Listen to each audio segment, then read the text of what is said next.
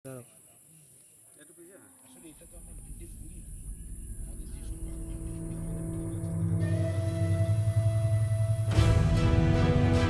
আগে টানা বৃষ্টিতে নাজেহাল অবস্থায় দিন কাটাচ্ছে রাজ্যের মানুষ। জেলায় জেলায় বন্যার ফলে সাধারণ মানুষের দিশেহারা অবস্থার কথা আমরা এর আগেও তুলে ধরেছি আপনাদের সামনে। এদিকে দক্ষিণ দিনাজপুরে পুনর্ভবা নদীর জল বাড়ায় ভেঙে পড়েছে বাঁধ, প্লাবিত হয়েছে বিস্তীর্ণ এলাকা।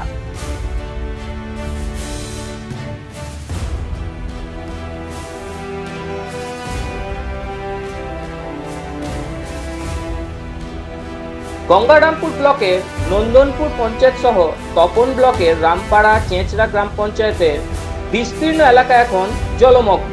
যদিও নদীর বাঁধ ভাঙার ঘটনা আজ নতুন নয়, প্রতি বছরই বাঁধ ভেঙে বন্যার কারণে ডুবে যায় বিঘার পর বিঘা চাষের জমি। পরিবার পরিজন গবাদি পশু নিয়ে সমস্যার সম্মুখীন হন তারা। বন্যার দিনগুলোর অসহায়তার কথা ফুটে উঠল স্থানীয় এক গ্রামবাসীর মুখে।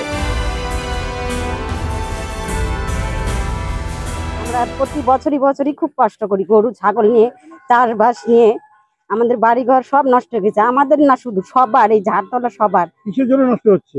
এই বাঁধ ভেঙে সব জল ঢোকে। প্রতি বছর হচ্ছে? হ্যাঁ, প্রতি বছর।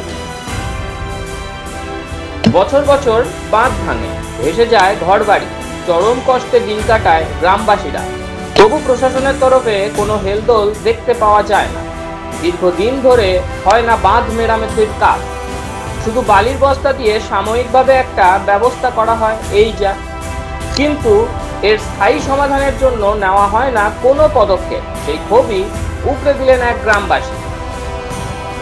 14-15 বছর হয়ে গেল মাটি পড়ে না এই রাস্তায়, তাহলে কি হবে? এই রাস্তা একটা মানুষ বাঁচে থাকলে ওর ট্রিটমেন্ট কত হয় বছরে? এই রাস্তা তো ট্রিটমেন্টই হয় না, তাহলে কি হবে এই রাস্তা? স্থানীয় প্রশাসনকে জানাননি এর আগে? স্থানীয় প্রশাসন প্রত্যেক বছরই তো আসতেছে, 3 বছর থেকে ভাঙতেছে, 3 বছর থেকে তো আসতেছে।